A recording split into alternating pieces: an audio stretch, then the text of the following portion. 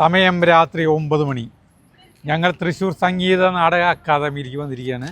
നാളെ മുതൽ അന്താരാഷ്ട്ര നാടകോത്സവം ഇവിടെ തൃശ്ശൂർ ആരംഭിക്കുകയാണ്. തിരുവനന്തപുരംകാർക്ക് അന്താരാഷ്ട്ര ഫിലിമോത്സവം, അന്താരാഷ്ട്ര ഫിലിം ഫെസ്റ്റിവൽ പോലെ ഞങ്ങൾക്ക് തൃശ്ശൂർക്കാർക്ക് international theatre festival of Kerala. അതാണ് ഇറ്റ്ഫോക്ക്. 2008 നമ്മുടെ സിനിമാ നടൻ മുരളി ആള് ചെയർമാനായിരിക്കുന്ന ടൈമിലാണ് ഇവിടെ ടൈമിലാണ് ഇറ്റ്ഫോക്ക് 16ാമത്തെയാണ് ഈ വർഷത്തെ.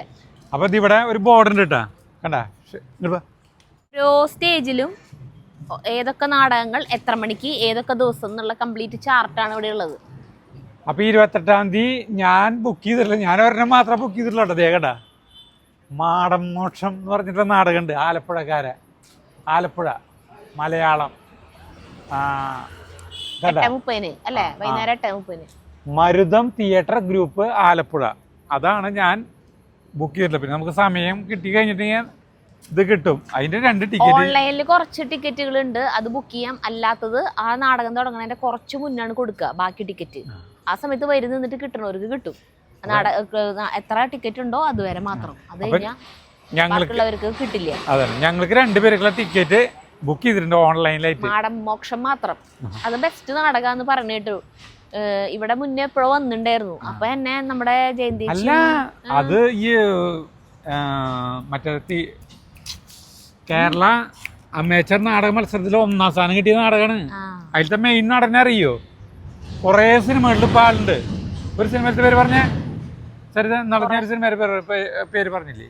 കുറെ സിനിമകളിലുണ്ട്. ഇപ്പൊ നമ്മുടെ ഇതില് വിലായത്ത് ബുദ്ധയിലത്തെ ആ ഒപ്പം നടക്കുന്ന രാഷ്ട്രീയക്കാരില്ലേ, ഒരു മറ്റേ കോട്ടയം സംസാരമുള്ള ആള്. മനോഹരമായി അക്കാദമീനെ ഒരുക്കിയിരിക്കുകയാണ് ഇന്റർനാഷണൽ തിയേറ്റർ ഫെസ്റ്റിവലിന് വേണ്ടി. ഇവിടെ സ്റ്റേജ് ഉണ്ട്, ഓപ്പൺ സ്റ്റേജ്. ഇതുവല്ല മേള ഗുണക്കാനൊക്കെ നല്ലതായിരുന്നു. ഈ സാധനം മോളുള്ളതില്ല, കൊട പോലെ വല. ഇതാണ് ഇവിടുത്തെ ആലല്ല പാല. പിന്നെ നോക്കിയാ ഇവിടെ കണ്ട ഒരു ഇത് കണ്ട, ഇറ്റ്ഫോക്കിന്റെ ഒരു ഇതുണ്ട. ഇതാണ് KT മുഹമ്മദ് തിയേറ്റർ കേട്ടാ. ഞങ്ങൾ റീജിയണൽ തിയേറ്റർ എന്ന് പറയും. ഓരോ പ്രാവശ്യത്തെ ഇറ്റ്ഫോക്കിനും എന്തെങ്കിലും ഒരു ടാഗ് ലൈൻ ഉണ്ടാവും, ഒരു തീം പോലെ.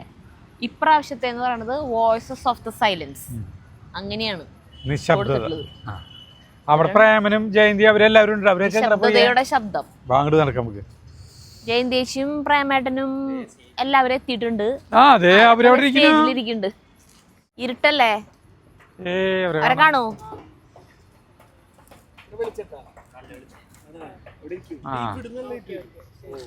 ഇവിടെ ഉണ്ടാവും. ശരി, ഇത് പൊക്കും. ഗാനമേള കഴിഞ്ഞ കൊല്ലൊക്കെ ഇത്തവണ എന്റെ പാട്ടിന് അവസരം ആണോ? അത് എപ്പോഴാണാവോ? എന്നാ പിന്നെ വരാതിരിക്കാൻ വേണ്ടിട്ടായിരുന്നു. ഞാൻ ഈ പ്രദേശത്തില്ല, നാളെ രാവിലെ തൊട്ട് ഞാൻ പോവും. എവിടെയായിരിക്കും? മറ്റന്നാളല്ല, 27-ാം തീയതി തൊട്ട്. നാളെ ഒറ്റ നാടകം കാണാൻ നീ ഉണ്ടാവില്ലേ? കഷ്ടായി. അതെ, ഞങ്ങളെ ഇവിടെ എല്ലാവരും കൂടിയിട്ട് അധികം പേര് വന്നിട്ടില്ലേ, ശശി ടീമുകളൊന്നും എത്തിയിട്ടില്ല. അപ്പോൾ ഞങ്ങൾ ഉള്ളവരെ വെച്ചിട്ട് ഫോട്ടോ എടുത്തിട്ട് അല്ല ഒരു ഇതെടുത്തിട്ട് പോവാണ്. ഇനി കുറെ സ്ഥലങ്ങളും കാണാനുണ്ട്. ഫുഡ് കഴിക്കാൻ പോകണം, പിന്നെ അവിടേക്ക് ബാക്കിലേക്ക് പോകണ്ട. ഇത് സത്യം പറഞ്ഞാൽ ഞങ്ങളുടെ ഒരു ആചാരല്ലേ. വന്നിട്ട് ഇവിടെ ഇറ്റ്ഫോക്കിന്റെ അന്നും വരും, എല്ലാ ദിവസവും വരും. നാടകം കണ്ടില്ലേലും ഫുഡ് കഴിക്കുക. നാടകം കാണുന്നത് എന്തിനു വേണ്ടെന്നറിയോ? കുറ്റം പറയാൻ. ഓരോ വക നാടകങ്ങൾ അതൊക്കെ നമ്മുടെ കാട്ടുകുതിര, നമ്മുടെ അശ്വമേധം, നമ്മുടെ കാമാലിക. ഒന്നും മനസ്സിലായില്ലേ? കുറ്റൊന്നും പറയില്ലേട്ടാ, കൈയടിച്ചു പോരും.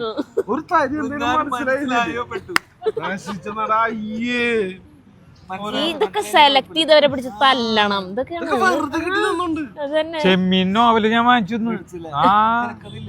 തിരക്കഥയില് ഞാൻ വായിച്ച്, എനിക്ക് ആ വായിച്ചു കഴിയുമ്പോൾ എനിക്ക് എഴുതാൻ പറ്റുന്ന പോലത്തെ ഫീൽ ചെയ്യുന്നുണ്ട്. അല്ലെങ്കിൽ ഞാൻ മൂടാ കഥ വായിച്ചിട്ട് അതിൽ നിന്ന്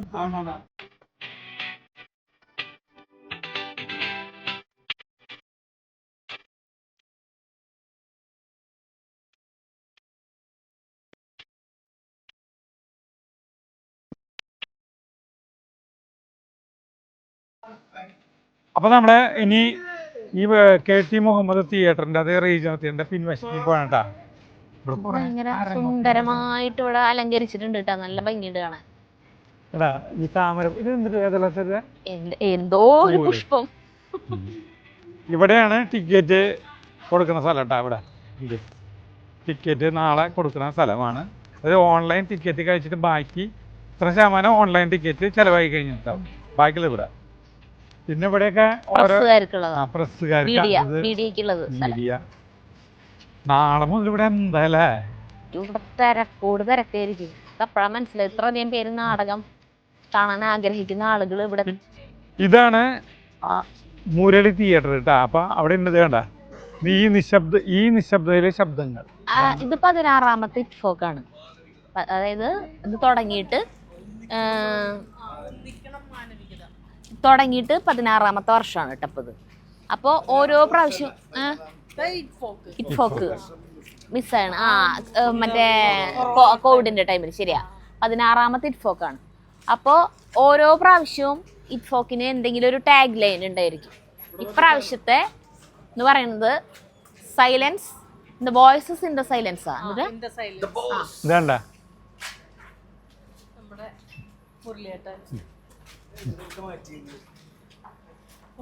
ഇതാണ് മുരളി തിയേറ്റർ. ഞങ്ങള് നാടകം പഠിക്കാൻ വന്നത് 2013-14 കാലഘട്ടത്തിലാണ് ഞാൻ വന്നത്. ആ സമയത്ത് ഇതൊന്നും ഉണ്ടായിരുന്നില്ലേ, വെറുതെ ഇവിടെ പ്ലെയിൻ ആയിട്ട് കിടക്കായിരുന്നു.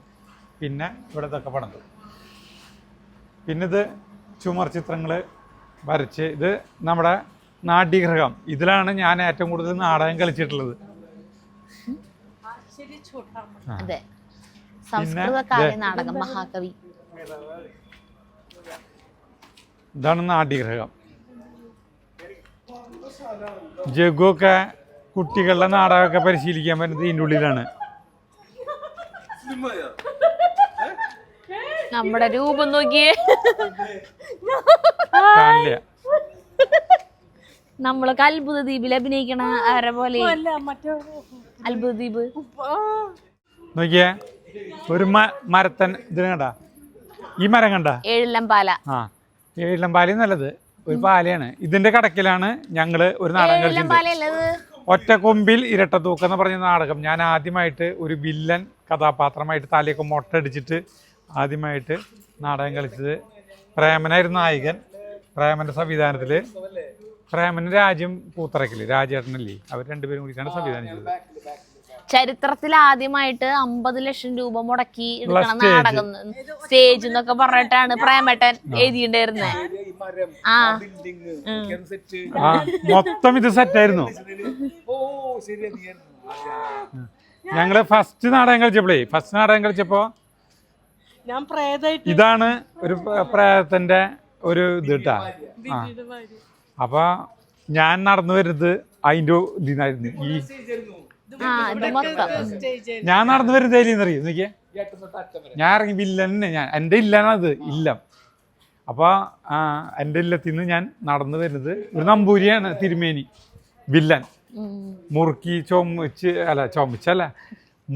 ചുമപ്പിച്ച് ഇതിലിറങ്ങി വന്നിട്ട് ഇവിടേക്കാണ് നാടകം കളിച്ചു തുടങ്ങുന്നത്. ഭയങ്കര ഇവിടേക്ക് ഇഷ്ടംപോലെ സ്റ്റേജുകൾ ഉണ്ടാക്കിയിട്ടുണ്ട്. അതൊന്നും പ്രേമേട്ടന് പറ്റില്ല. പ്രേമേട്ടൻ ഇതുപോലുള്ള ഓരോ സ്ഥലങ്ങളൊക്കെ കണ്ടുപിടിക്കും, എന്നിട്ട് ഇവിടെയാണ് നാടകം കളിക്കുക.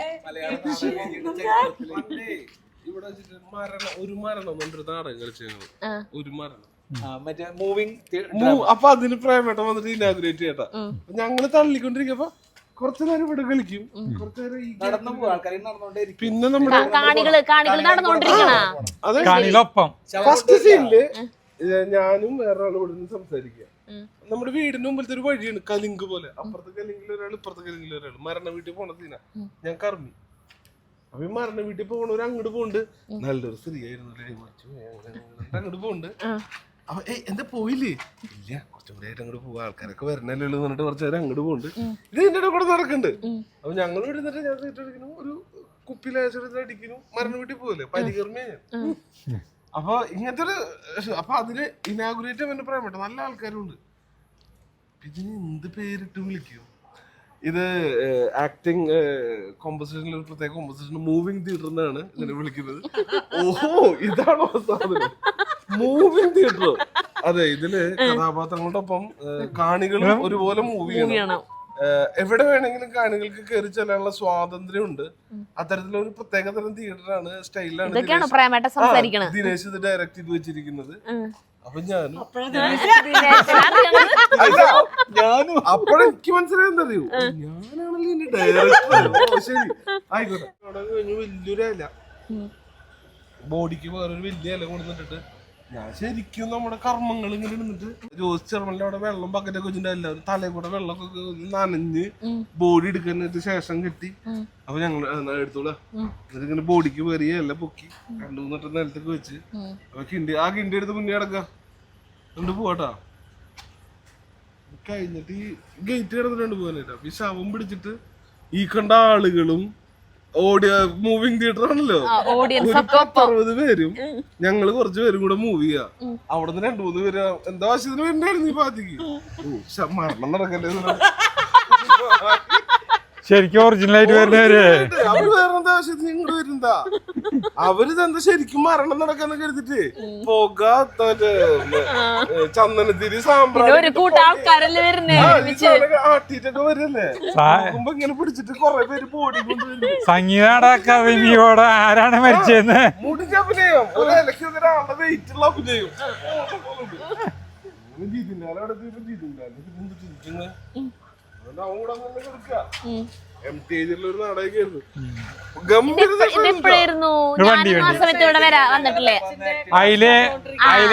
കാണീട്ട് ഞാൻ ഉണ്ടായിരുന്നു.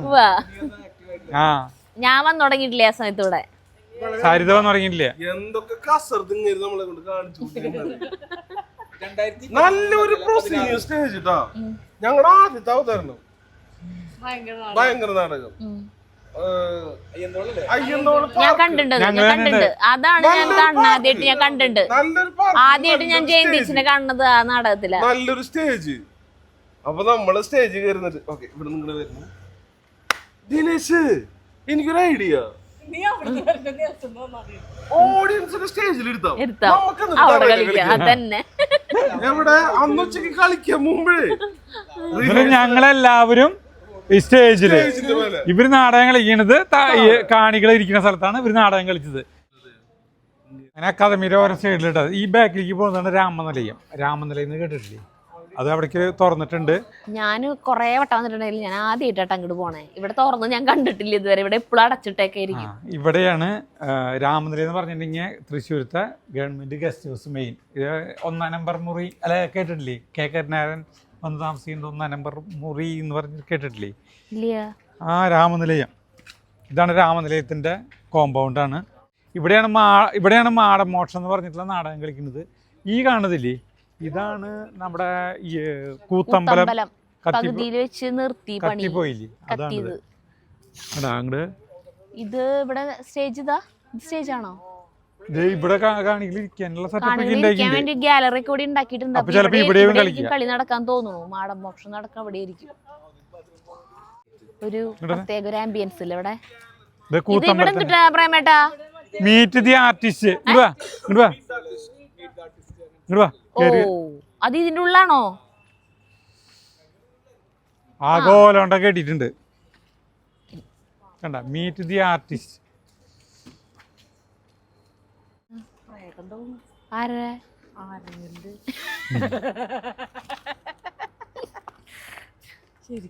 എന്തായാലും അവിടെ ഒരു അന്തരീക്ഷം, ഒരു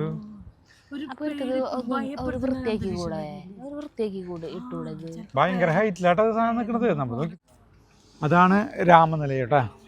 ഈ മരത്തിന്റെ അപ്പുറത്താണ് ആ കാണുന്നതാണ് വലിയ മദിരാശി. ഇത് കണ്ട, പേടിപ്പെടുത്തുന്ന മദിരാശിയാണ്. നമുക്ക് ഇവിടെ നിന്ന് കഴിഞ്ഞാൽ ഞങ്ങൾക്ക് നോക്കുമ്പോ പേടിയാവും. കാട്, ഇവിടെയൊക്കെ കാടാ, കൊടുങ്കാടാണ്. ഈ സമയത്ത് മാത്രം ക്ലീൻ ആക്കി ഇടും, അല്ലാത്ത സമയത്ത് ഇവിടെ നോക്കാൻ പേടിയാവും നമുക്ക്. അതുപോലെ കൂത്തമ്പലൊക്കെ കാട് പിടിച്ച് കിടക്കുന്നുണ്ടോ. ശരിക്കും മറ്റേ നാഗവല്ലിക്കൊക്കെ ഡാൻസ് കളിക്കാനൊക്കെ പറ്റിയ സ്ഥലം. എന്തോരം കാശലൊഴിച്ച് പണിതിട്ടാണ് സാധനങ്ങളല്ല നശിച്ചു പോണേ. ഭയങ്കര ഹൈറ്റാ. നാളെ ഇവിടെയൊക്കെ തിരക്കായിരിക്കും.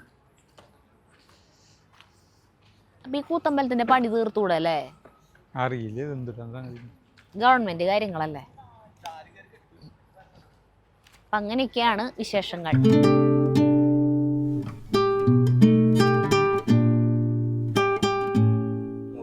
ശശി ഇപ്പോഴാണ് എത്തിയത്. ഞങ്ങൾ പോവാറായപ്പോഴും ശശി എത്തിയിട്ടുണ്ട്. ഫുഡ് കഴിച്ചിട്ടാവുന്ന തോന്നുന്നത്, വയറിഞ്ഞിട്ടാവുന്ന തോന്നുന്നത്. 10 മണിയായി.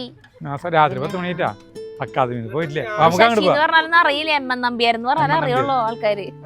മുരളി സ്റ്റേജിന്റെ അവിടേക്ക് പോയിട്ട് അപ്പൊ ശശിയോട് ചോദിക്കും, നിങ്ങൾക്ക് ഒരു നല്ല പേര് കിട്ടിയില്ലേ എനിക്കിവിടെ? നിങ്ങൾക്കൊക്കെ മോഹൻലാല്, സുമലത, സത്യൻ, ശീലൻ, ഞാൻ എം എൻ നമ്പ്യാര്. അപ്പൊ ഞാൻ പറയാന്ന് വെച്ചാൽ നമുക്ക് ടി ജി രവിന്നിട്ടാലോ എന്ന് ചോദിച്ചു.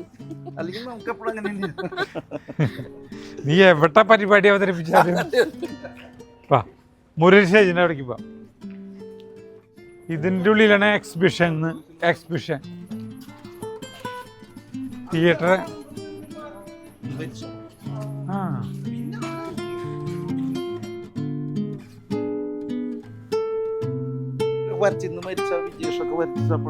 പിന്നെ പുറത്ത് കിടന്നു ആളിന്റെ ഉള്ളിലുണ്ടായിരുന്നു ഇത്ര നേരം ഗോപാലേട്ടൻ.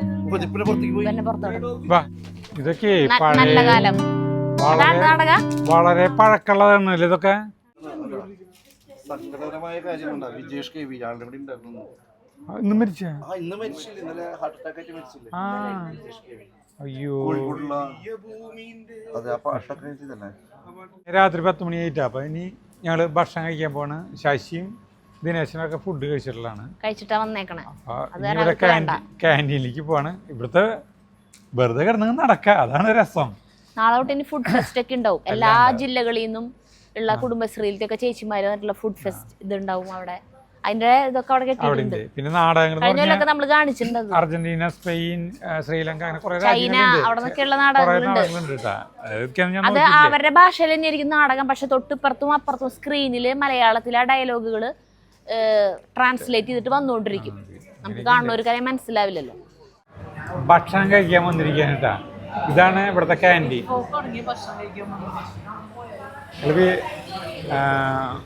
കൊത്തു പൊറോട്ടയാണ് പറഞ്ഞത്. ഇവര് 3 പേരും ഭക്ഷണം കഴിക്കൽ കഴിഞ്ഞു. ഇത് ജയന്തിയുടെ മകനാണ് കേട്ടാ. പ്രേമനവരൊക്കെ പറഞ്ഞു